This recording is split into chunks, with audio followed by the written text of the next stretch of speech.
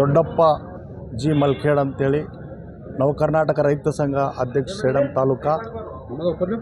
ಕಲಬುರಗಿ ಜಿಲ್ಲೆಯಲ್ಲಿ 10 cement plant ಇದ್ದಾವೆ. ಅದರಲ್ಲಿ 3 ಸಿಕ್ಕು 7 ಏನಪ್ಪ ಚಾಲ್ತಿಯಲ್ಲಿದ್ದಾವೆ.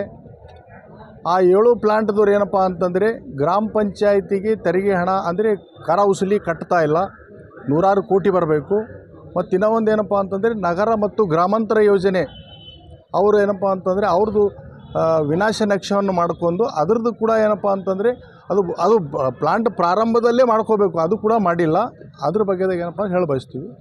ಈಗ ಇಲ್ಲಿ ಲೋಕಲ್ ಸ್ಥಳೀಯ ಶಾಸಕರಿಗೂ ಕಂಪ್ಲೇಂಟ್ ಕೊಟ್ಟಿವಿ, ಇಲ್ಲಿದು ಮಂತ್ರಿಗೂ ಕಂಪ್ಲೇಂಟ್ ಕೊಟ್ಟಿವಿ, ಮತ್ತು ಜಿಲ್ಲಾಧಿಕಾರಿಗಳಿಗೂ ಕಂಪ್ಲೇಂಟ್ ಕೊಟ್ಟಿವಿ, ಮತ್ತು ಅಸಿಸ್ಟೆಂಟ್ ಕಮಿಷನರ್ ಸೇಡಂ ಅವ್ರಿಗೂ ಕೊಟ್ಟಿವಿ, ತಹಸೀಲ್ದಾರ್ ಕೊಟ್ಟಿವಿ, ಸರ್ಕಾರಕ್ಕೂ ಬರ್ದೀವಿ ಈ ವಸೂಲಿ ಮಾಡಬೇಕಂತೇಳಿ.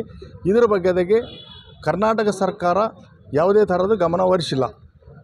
ಇದಕ್ಕೇನಪ್ಪ ಅಂತಂದರೆ ಪತ್ರಿಕಾ ಮುಖಾಂತರ ನಾವು ಒತ್ತಾಯಿಸ್ತೀವಿ. ಇಲ್ಲಿ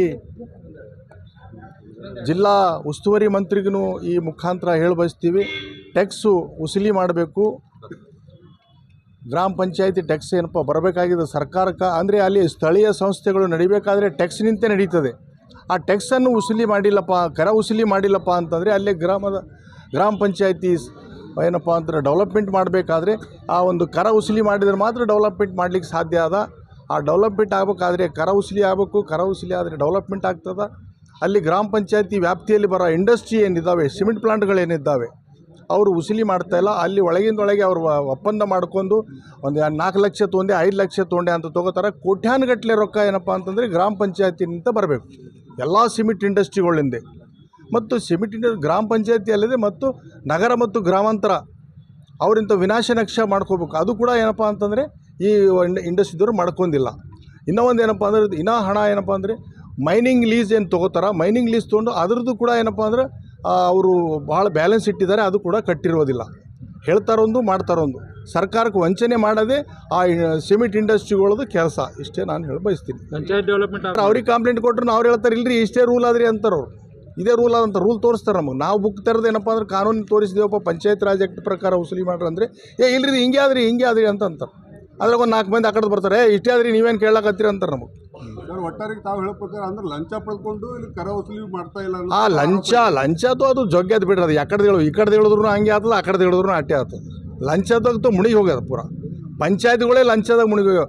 ಪಂಚಾಯತ್ ರಾಜ್ ಅಂದ್ರೆ ಅದು ಏನು ನಮೂನ ಆಗಿಬಿಟ್ಟದು ಬಿಡ್ರಿ. ಅದು ಹೇಳೋದಿಲ್ಲ ಸರ್. ಸುಮಾರು 20 ವರ್ಷಗಳಿಂದ ಇದೇ ನಡೆದದು. 20 ವರ್ಷ ಅಲ್ಲ, 40 ವರ್ಷದ ಸಿಮೆಂಟ್ ಇಂಡಸ್ಟ್ರಿ ಬಿದ್ದಾವೆ ನಮ್ಮಲ್ಲಿ. 40 ವರ್ಷದಿಂದ ಇದೇ ನಡೆದು.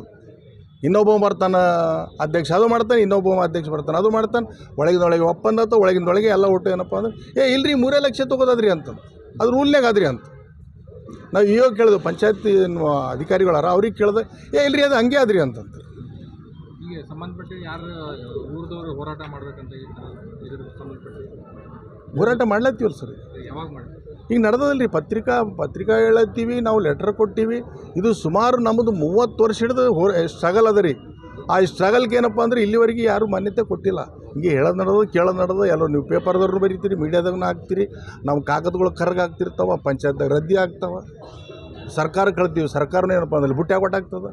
ಇದು ಎಷ್ಟು ದಿನ ನಡಿಬೇಕು ಅಂತ ಕೇಳ್ತೀವಿ ನಾವು. ಹಿಂಗೆ ನನ್ನ ಹೆಸರು ದೊಡ್ಡಪ್ಪ ಅಂತೇಳಿ, ದೊಡ್ಡಪ್ಪ ಮಲ್ಖೇಡ್, ಸಾಮಾಜಿಕ ಕಾರ್ಯಕರ್ತ. ಮತ್ತೇನಪ್ಪ ಅಂತಂದರೆ ನವ ಕರ್ನಾಟಕ ರೈತ ಸಂಘ ಅಧ್ಯಕ್ಷ ಸೇಡಂ ತಾಲೂಕಾ.